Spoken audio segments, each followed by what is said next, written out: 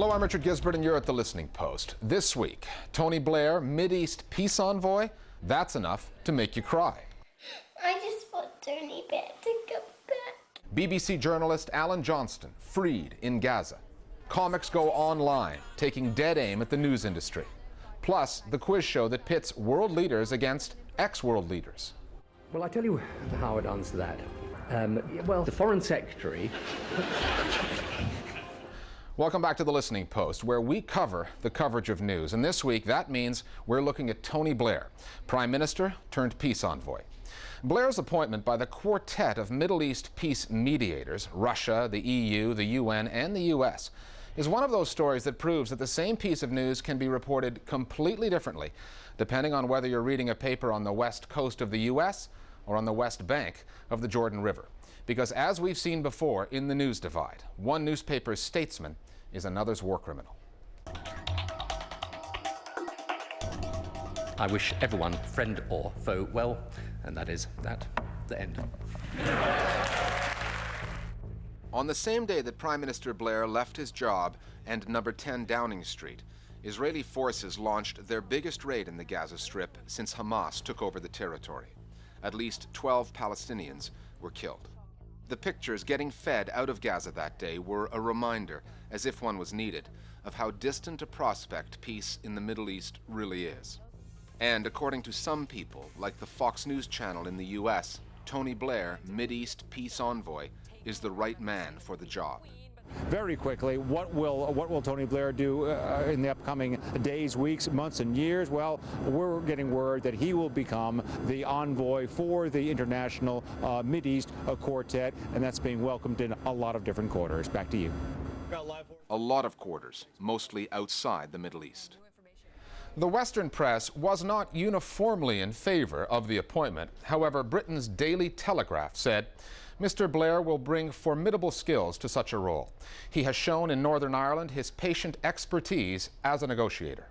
The Washington Post wrote, he will perform a service if he can prevent the rapidly deteriorating conditions in the West Bank and Gaza from growing still worse. And the LA Times called the job a natural fit for Blair, who has sought to use whatever leverage he has with the Bush administration in the Iraq War to push for a comprehensive solution to the various conflicts in the region. Middle Eastern-based media have not been nearly so kind. The Middle East has always been a mosaic of opinions, and the appointment of former Prime Minister Tony Blair as the international envoy of the quartet predictably generated different shades of opinion. The Saudi-owned pan-Arab channel Al Arabiya says it's unlikely that Blair can win the trust of Palestinians and other Arabs, given his role in the invasion of Iraq. It interviewed a Hamas spokesman who said Blair is not the right man for the position. He was not honest and was not helpful in solving the conflict in the Middle East, and constantly adopted the American and Israeli position. On this issue, on this appointment, Robert Fisk of the UK's independent newspaper makes Hamas sound moderate. Look, here is a guy who signally failed at the biggest military adventure that the West has projected in the Middle East in our generation. And you're going to give him a second chance? I mean, it's a bit like if the captain of the Titanic had survived, would you put him in charge of another ocean liner when there are icebergs around? Probably not. But that's what we're doing with Blair. Iraq is the albatross that Tony Blair carries with him into this new job. During his 10 years in office, Blair said he tried to use his alliance with President Bush to push the U.S. into finding a solution to the Palestinian-Israeli conflict. He failed, despite meeting with just about every Palestinian and Israeli leader there was to meet, with the notable exception of Hamas, the party Palestinians elected to represent them. Syria's state-approved Tishreen newspaper talked about the West's failures in dealing with the Middle East and said, no one is more capable of personifying failure, lies, and misleading than the couple Bush-Blair. The Iranian government-controlled Tehran Times called Blair the most media-obsessed prime minister Britain has ever seen. Perhaps this job must be seen in that light. The day a war criminal becomes an envoy for peace is an Orwellian nightmare come true, a wake-up call for us all. A column in Egypt's Al-Jumhuriyah said Blair will not succeed because he has no power, authority, or position, so nobody will listen to him, especially Israel. It knows it can reject all of Blair's suggestions without being blamed by America. And an editorial in Israel's Haaretz newspaper talked about Blair's experiences in Northern Ireland and personal connections with George W. Bush, his demonstrated friendship with Israel and commitment to a Palestinian state.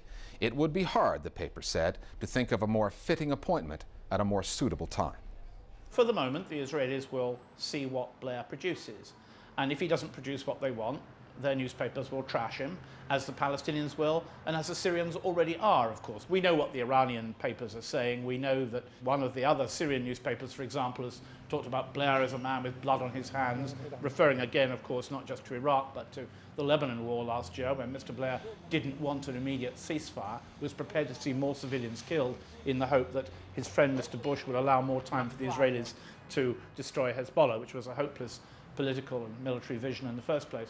The Iranian media, which actually feeds and live on conspiracy theories, obviously they thought that is another conspiracy against the Muslim world. And again, that was actually picked by both Israeli media and both media in the Arab world that welcomed the appointment as another evidence that it's a good thing.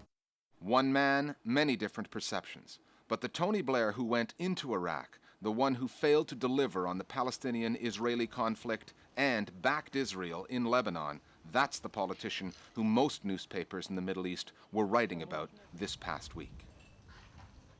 Our Global Village voices now on how they see the story. Blair is a very skilled statesman, and he knows very well how to handle the media. But the Arabic media and the media in the Middle East are, of course, representing both sides. And the radical press will be very suspicious of his neutrality and that he will look after the Palestinian interest correctly. And they will always fear that he will go back to Bush. I think Blair has already charmed the Israeli media quite impressively, and no doubt that in the next year we will see him plenty in Israeli talk shows, charming everyone, learning Hebrew and all the rest of it. But I don't think he would have much difficulty trying to keep the hound dogs off his trail because he will be mainly supporting Fatah initiatives. And right now in Israel, the official view is that there are good Palestinians and bad Palestinians, and Tony Blair will be teaching the good Palestinians how to be even better. Right now the media are quite positive because it's one of those rare times we've seen an elder statesman actually be a man of action rather than become an after-dinner speaker like so many others have. Nothing can really go wrong. I mean, if Mr. Blair fails, the Western media is simply going to put it down to, oh well, it's just another Middle East thing. Blair will go. He will be seen quite positively. And what's the worst that can happen? He can come back, and if he has failed, become an after-dinner speaker. There's no real problem there. If you have an opinion on global media and are looking for a place to be heard, we're looking for more voices. So email us at listeningpost@aljazeera.net. Make your comment short, snappy, and smart, and we'll give you the platform. Tony Blair's departure has also caused ripples on YouTube, where this video of one 4-year-old girl has been one of this week's biggest hits. What's the matter, Zoe? Why are you crying? Because I just want Tony Blair to come back, and I want him to be Prime Minister. Why? Because I just do. Why do you want him to be Prime Minister still? Because I love him. But there's going to be a new Prime Minister. There's going to be a new Prime Minister, darling, called Gordon Brown. No. You don't want him? No, I want Tony Blair. Some fast food now for media junkies. Listening Post News Bites. The BBC journalist Alan Johnston, held hostage in Gaza, has been freed after 114 days. His captors, the so-called Army of Islam, handed Johnston over to Hamas officials who say they negotiated his release. Johnston was able to listen to the radio, he says, during his captivity, and he thanked listeners for their messages of support. I was able to see just how much extraordinary support was coming from me around the world.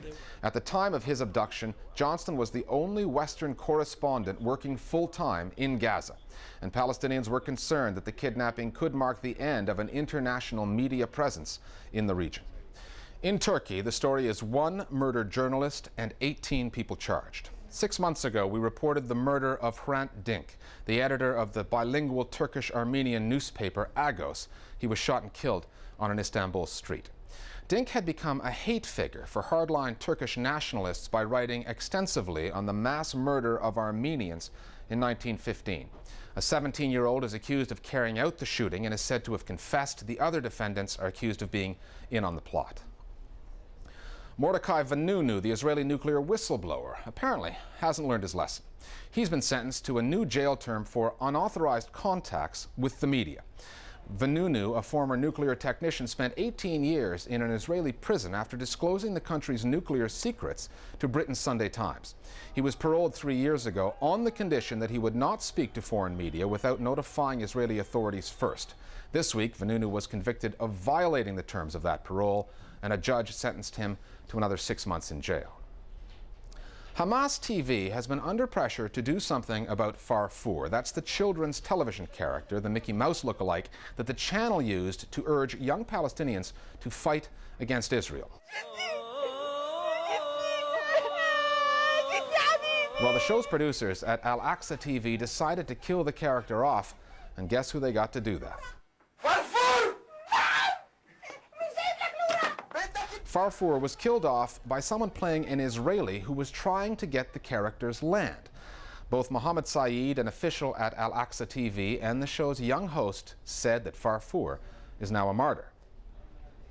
The internet has been abuzz with reaction to a story we told you about last week when MSNBC newsreader Mika Brzezinski refused to read a story about Paris Hilton because she didn't think it was real news. No, I hate this story, and I don't think it should be our lead. I hope you're dead. Well, that clip has been viewed more than 1.5 million times on YouTube. Brzezinski told a UK newspaper that her BlackBerry has been bombarded with messages of support from people who don't want celebrity piffle on their newscasts. Hold on a second. I'm going to make a point. Lord. We're not covering this, all right? Yeah, exactly. Opinion on the net was divided as to whether the incident in which Brzezinski first tried to burn the Hilton story before shredding it was staged or impromptu. He's such a jerk.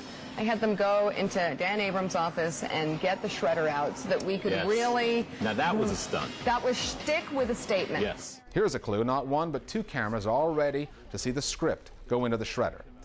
Mika Brzezinski, defender of journalism to some, the target of others. Our top story is Mika Brzezinski's not doing the top story. You know what? No. That's just... I'm not doing it. I'm not doing it. I'm not doing that story. Sorry. Coming up after the break, how political satire in the form of fake news has exploded on the net.